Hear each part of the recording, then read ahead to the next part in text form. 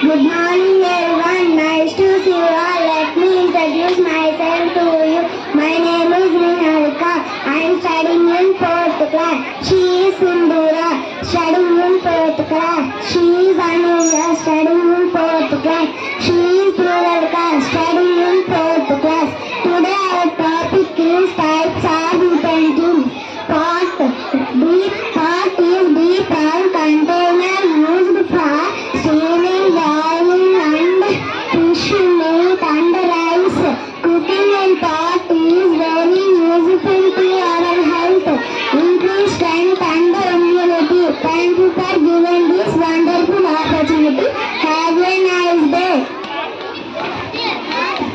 Good morning everyone, nice to see you. Let us introduce myself to you. She is Hasni from class 4. I am Usha from class 4. Today topic is utensil is wok.